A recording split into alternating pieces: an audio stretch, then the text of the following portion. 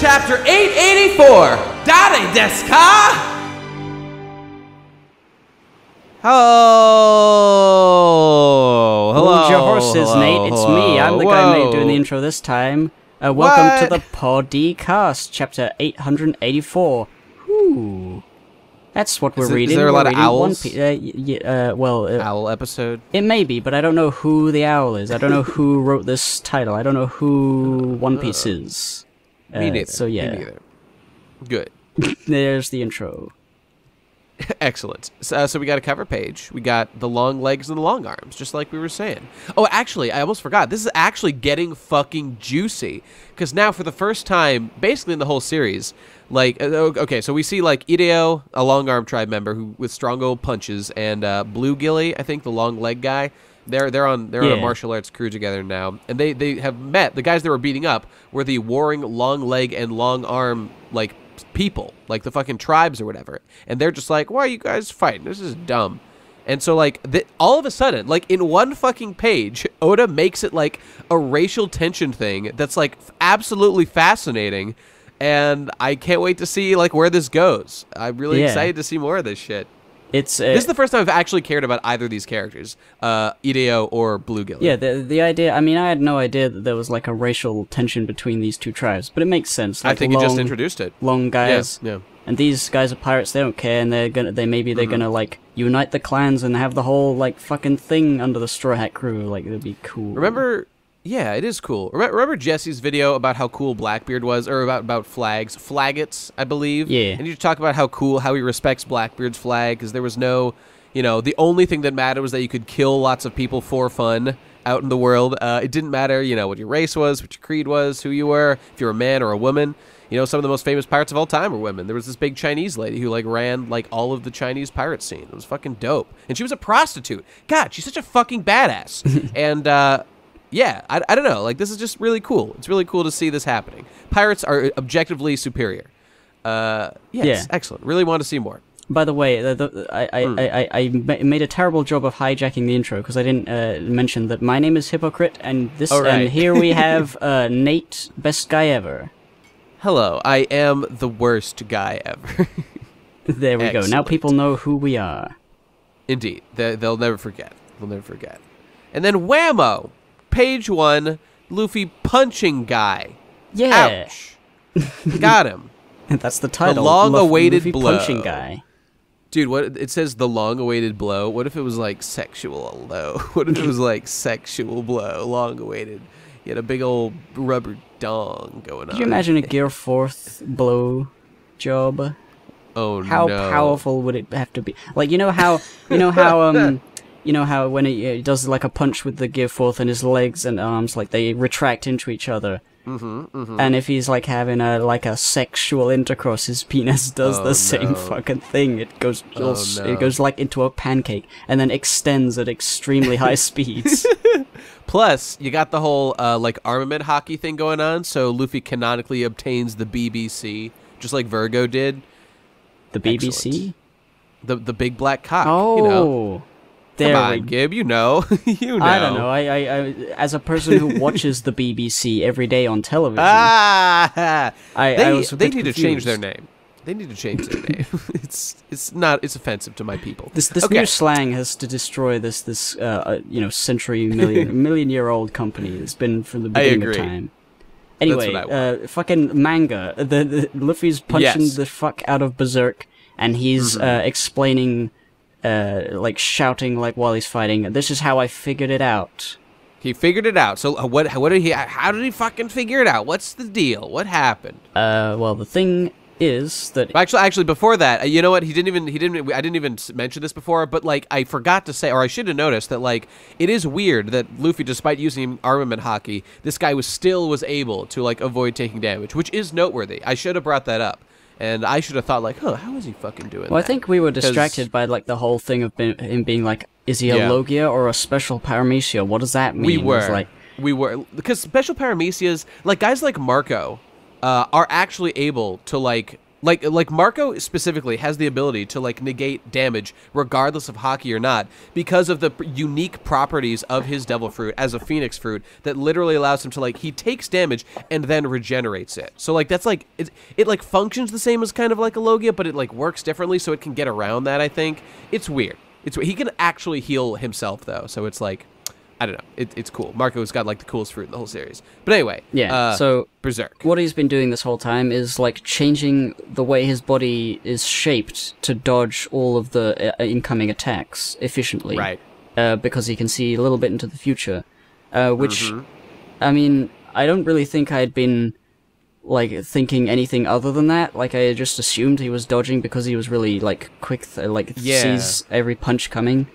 I don't know how that's like a revelation, but I guess the idea is that Luffy figured out that if he's flustered, he can get through that. He can do it faster than he can see the future. He can't see it when he's when he's got his big gross mouth on display. I feel similarly, and it's a little bit of like a I really that's it. It's a really bit of that because like. Yeah, it is a cool explanation of how he's able to dodge all the attacks with like, yeah, he shapes himself around attacks. Like Logias have done that before though, so that's not like that impressive really. It's sort of weird because the question of how is he doing all this, that wasn't really established. Like we didn't think that was the question. Like the question was like, how is he able to be good at like be guys. Strong, like how does he be strong? I don't know. I guess he just is strong. He trained and worked at it hard. Like even when we get to the end of this chapter, like I don't know, like he hasn't even like the fact that Luffy quote unquote figured this out changes literally nothing. Literally nothing has changed. It's like, kind of like of course, if he's flustered, he can't see into the future. That would make sense. And that's the weird thing. That like, okay, last chapter there was the one panel that I specifically pointed out. That's like, okay, we got Berserk, like he's reeling back for a punch. Luffy, it's like Luffy like notices something. There's a little like drawing, like as like like a little spark of intuition, as Luffy sort of noticed something. And then this chapter we find out what he noticed is that when he's flustered, he can't predict and avoid attacks like normal. Like that feels like weird, like there's a disconnect. Like you don't like notice that as like a thing that's happening. It's like that's just I don't know. It feels a little bit like it fell flat, this particular revelation. Yeah, it's not really a oh my god, what a smart cookie. Like we were thinking, I didn't see what Luffy saw, so maybe he'll explain what he saw later, but he didn't see anything. He was just sort of like exactly. Yeah. The fact that he is flustered and therefore like is bad at like he doesn't retain control over his observation haki is fine, and that totally makes sense. I just thought it was built up a little bit silly, as if it was like some sort of secret that Luffy figured out. But he did not. And it makes sense that like Luffy saw him in literally the most embarrassing thing of all time, and which was great. And I could totally see why that would fuck up his concentration. But like, it's weird. I mean, it doesn't That's make only sense. one aspect of like this guy's power. Like he's so fucking strong. Like we just watched him rain blows on Luffy for like chapter after chapter after chapter. And he's like, his powers are objectively superior in every way. He multiplies the number of limbs he has to do like vastly more efficient and numerous like attacks at any one time. Like in every way, he is superior to Luffy. And then we're supposed to be impressed when we hear like, but Luffy figured out that like, if he flusters him, one of his abilities, his observation haki, won't be as good as normal. Therefore, Luffy's got a chance to win? That does not compute. I don't think that computes very well. I don't think it's a chance to win. It seems I would hope not.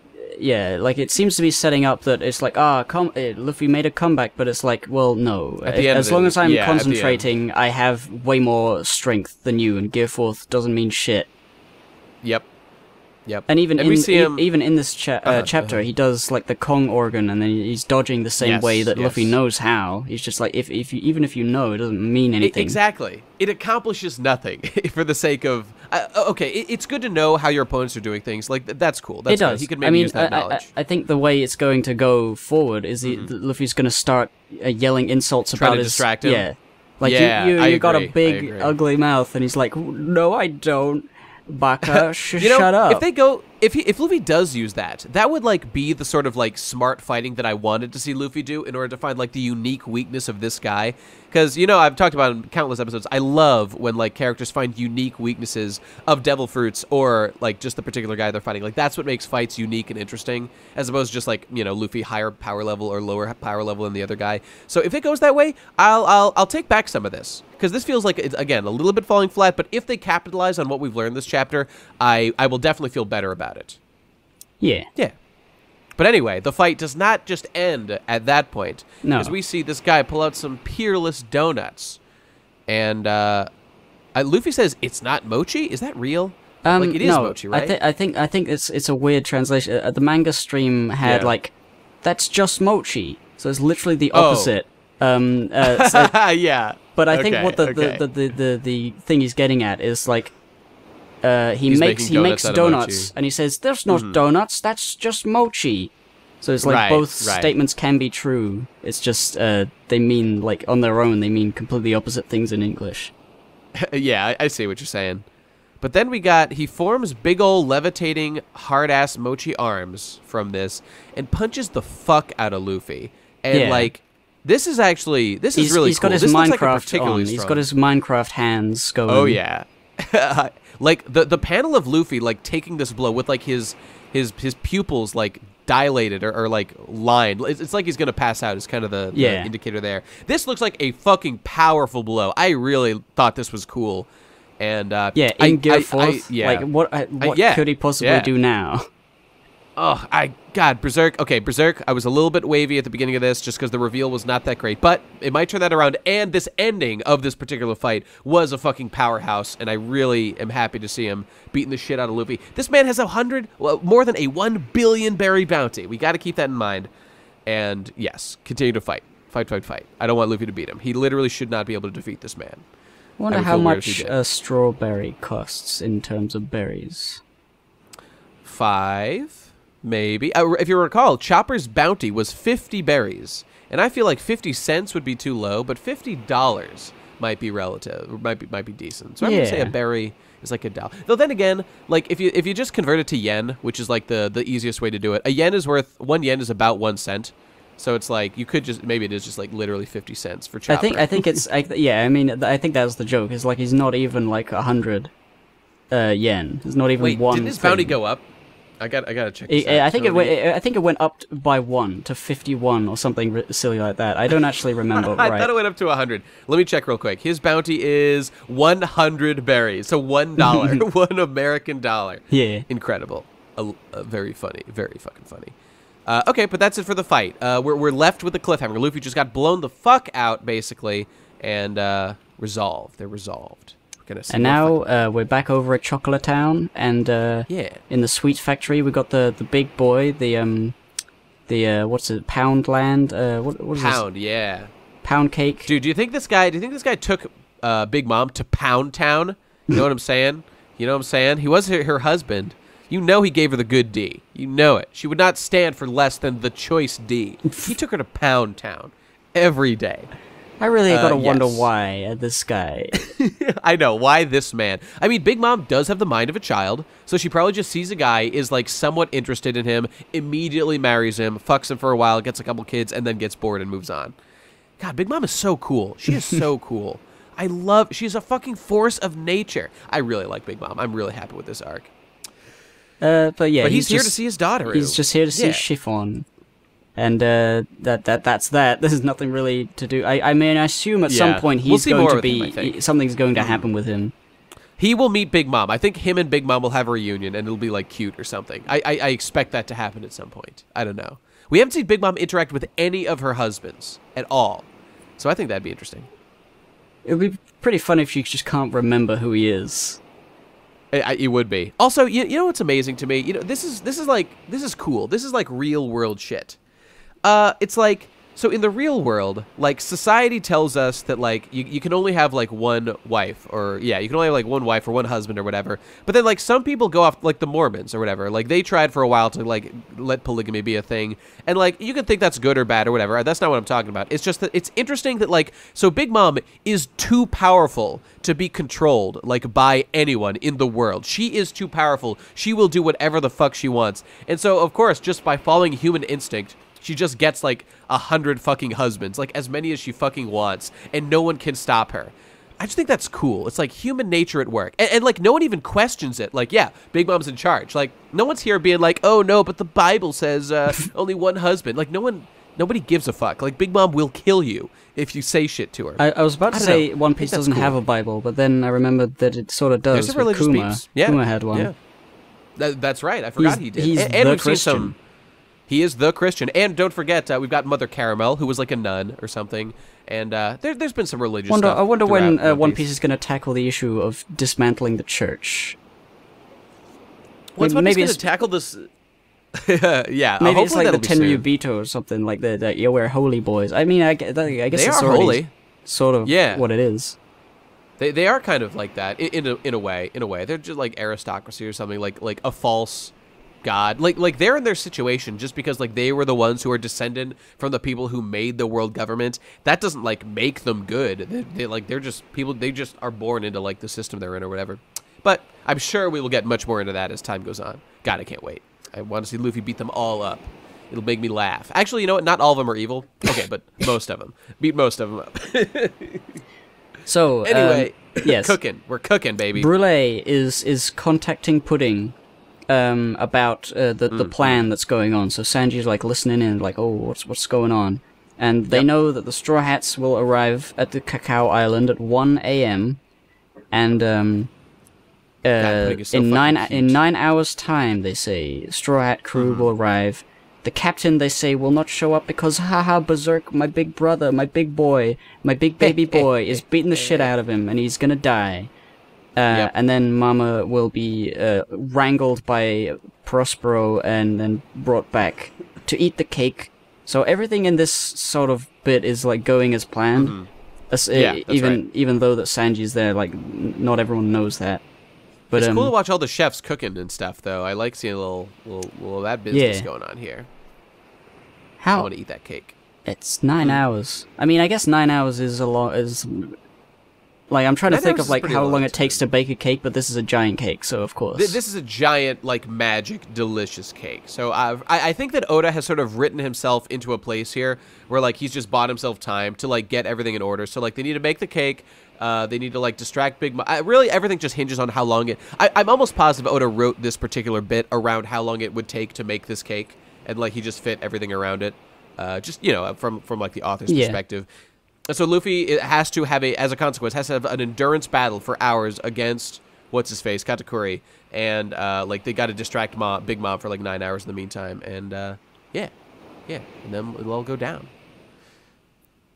And, so, then we see what's-his-face. We got Big Cloverfield, Oven Man. Yeah. Cloverfield. That's a good nickname for him. I like that. The Minister of Browned Food. So he's a cook boy. He's an oven boy. Yeah, he likes it when things go gold and brown, I think, is the idea. Charlotte oven. And he's just... He had a weird power, didn't he? It was like heat or something? Yeah. Something oveny. I'm going to Google this because what interests me about that guy was that there was a guy from one of the filler arcs in One Piece who just had the power of... So, you know, like Ace had fire, but this man had the power of just heating up his body and getting really hot. That was in one of the One Piece filler arcs. It was in, like, this icy place right after they got Frankie. And, yeah. Remember that guy? I vaguely do. I don't remember was he his a name. fat big boy or something? He was. He was a big fat big boy. He looked kind of like Big Mom, I guess. God damn it! I'm sorry. I don't mean to hold. But yeah, Oven's here, and he's like, Pudding, my little sister, says no one go in. Okay, I'll oblige. So it's like, you know, despite the fact that there's so many scary people, they are all family, and they like respect each other's wishes and stuff. So that's kind of nice.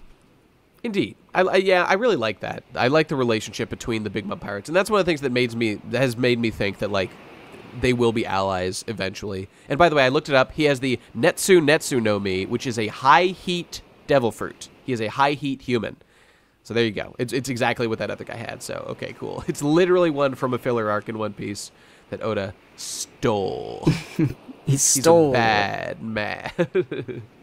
Well, I do wonder if he has any input in the fillers. He might just be like, I'll throw this in there because I had it as an idea, and you just run with that, bitch. And he's been involved in some of the movies, as we know. But I don't know about it'd be interesting to find out how much influence he has on some of the filler arcs, because some of them are all right. Mm-hmm. Obviously, he doesn't write everything. He just probably gives them like a Cliff's Notes of like, how about this idea, and then they expand on it. Yeah, probably something like that. Incidentally, speaking of family ties that you brought up, we're in front of the factory. We see that Oven is just beating the fuck out of Pound, and he's like, "Wait, no, I'm your stepfather. Please stop." And he's like, "Oh, I remember your stepfather. That's why I'm beating you the fuck up." But why though? That's mean. He didn't do anything. Yeah, I feel like I'm just missing something with Pound because I don't get it. I don't get why he's here, and I don't get what he's going to do. He has done nothing so far of interest. I really think that this has all been building up to, at one point, like, he will meet Big Mom, and maybe she'll be, like, her true love, or something. Like, I don't know. Something like that's going to happen between him and Big Mom, I think. And maybe he'll be, like, the one who can stop her. Maybe it'll be him. I could see that happening instead of the cake. Yeah, I think maybe it could be something like, don't hurt Chiffon, she's a good person. Is Chiffon in trouble at the moment? Chiffon is in the factory helping Sanji and putting cook, so she's, but if they found out, she could be in trouble. Okay, because, like, she was with Beiji, and, like, I don't know whether Pudding is, like, because I don't know who outside the factory knows that Chiffon is in there, because Pound is saying, Chiffon is in there, I saw her, so, like, he knows. Yeah, I guess just, like, some people know and some don't. It's a little bit sloppy. Yeah, that is a little sloppy. I think maybe it's him. I'm gonna go back a few pages. Wait a minute. I gotta read that. Yeah, what did he actually say when he got there? Because, like, the whole thing was, like, they said no one's allowed to look inside. I only caught sight for a moment, but I knew right away her appearance isn't... Okay, so he saw her headed into the factory before she actually got inside. And then they're saying, Pudding says no one is allowed in. So nobody's, like, calling him on saying, what do you mean Chiffon's not in there? There's no way. Nobody's, brought that up. So I guess just nobody gives a shit about him, and he's just sort of there in canon, and also like literally for us and also for everyone around him. No one gives a fuck, and suddenly he's gonna be like, very true. He might be the guy that sort of like says, "Oh, but Chiffon's in there," and then that fucks everything up. He will do something. There's no way that Oda would write this guy into so many scenes and not have it pay off in some way. At least I think. But anyway, inside, Pudding's all like, "Oh no, Luffy is fighting Katakuri. That guy's the strongest. He has literally never been defeated ever, which is why I do not want Luffy to beat him." And Sanji's all like, "Then it looks like today's gonna be his first loss." That was his exact quote from Sanji. And then Pudding blushes. We don't get to see her blush. But he does his best Solid Snake impression, like a cool guy. He's scared. Luffy's cool, and then so handsome. And Pudding explodes, and it's fucking great. Yeah, I love Pudding now. I really like Pudding. Also, who I like is, if you look on the next page, which is the last page, the double spread. Yes. See that girl on the in the middle panel on the right, the furthest right. See that girl with, like, the top hat and the skirt? She was there before. I've seen her around, and she is adorable, and I love her. I want to see more of her. She's my favorite. She's underling number 502. Yeah, but she's got some personality. I want to see more of her. She's cool. But anyway, so they're back on Whole Cake Island, and they're just talking about what the fuck's happening right now. What's happening with those sea slugs? And as we predicted, or at least I predicted, I think the fucking Fishman pirates were the ones. I predicted, but maybe we both did. I feel like I did. I think it was all you me, are a see. liar, goddammit. I think it was entirely me. You're going to have to go watch that podcast. I will go watch. It'll be funny. I will comment on this video. It'll be funny if you go and watch the podcast to make sure. And since I edited out any instance of you having that idea. That would be great. But so we get the grand reveal that it is the Fishman boys. They've been getting up to their old tricks, Jinbei is my favorite character in One Piece, and he's on screen briefly. And then we see literally my favorite character in One Piece, Praline, whatever, Aladdin's waifu. And it's been established that mermaids have like the ability to like speak to fish and control them, so this is well within canon. Oh, and she is fucking singing her siren song and looking like a literal 10 out of 10 angel. I love Praline. She is so fucking dope and spooky and scary with her sharp-ass teeth that will kill you, and she's gigantic. I fucking love this character. She is so awesome. And then you see Aladdin there, looking so small next to her. It's great. Little baby man. Oh, she's such like a big scary waifu, and she loves him so much. She's the best, and like everyone's together is like playing instruments. You can see people like banging cymbals and shit. Oh, this is good. This is very cute. Plus the sea slugs are adorable, and they just love to jam out to some fat beats. Yeah. Yeah, fuck work. Let's have a party. Yeah, it's great. Again, I love Praline's weird-ass, like, coat with their roses on it and shit. Oh, everything about this is fantastic. And, like, yeah, like, just like we said, like, the Fishman, like, are disrupting the network that we've already seen quite a bit of as we were, like, headed into Big Mom's territory. The Fishmen are fucking it up so that the Straw Hats are gonna have a way to escape. This is excellent. They're covering all their bases. Oda, you're doing a great job, my dude. All we need to do is resolve shit. I like how a lot of, like, the things that are, like, disrupting, like, there's, like, 3 daughters. There's Praline, there's Pudding, and Chiffon, who are going against the grain. They're like, fuck you, Mom. I'm gonna fucking kill you. Doing it for their husband. Doing it for their love boy. Yeah. It's adorable. Fucking love them. This is great. This is a great fucking arc. Oh, I have my little complaints here and there, but this is a great fucking arc. I'm so happy what was your it. complaint? Do you see Jinbei up there? Is that no, I what it is? love Jinbei. I would never say anything negative about Jinbei. He's my literal favorite character. Everyone else is shit. Let's make this. Let's change One Piece to Jinbei. Let's just make it Jinbei the series. And, and instead of searching for One Piece, they're searching for Jinbei, but they already found him. But they already found him, so it's just a party every chapter. They're just celebrating that Jinbei's here. We love him so much. Okay, all right, that's enough mocking Jinbei. All right, everybody, that's it. I guess there'll probably be one next chapter. It doesn't say there isn't, so there you go. And oh, by the way, I just want to say that they're actually the lyrics of what Praline is singing are also adorable. They're just like, because they're specific, like she's literally convincing in words, like, to stop doing your job, like security snails, like security, nope, reporting, prohibited, singing, that one's okay. That's right, it's not good to work, that's a rule for a holiday. There, that's my version, and she's literally singing to stop doing your job. Oh, she's perfect, she's fucking perfect. Okay, anyway, that's it. I love this chapter, it's fantastic. Yes, I also... Thanks for listening. Thank you also for listening. Thank you for going and subscribing to the show. Fuck you. Yes. I mean, thank you. We need our precious subscriber count to balloon into 10 billion. Let's go for like 1 billion belly likes on the video. Let's go for 1 billion dislikes on this video. Just smash. No, I'm tricking. No, I don't mean that. Only like. Dislikes are banned. What the fuck are we doing? I don't know. Okay, we're done. Thanks, everybody. Goodbye. I will see you next time, and goodbye.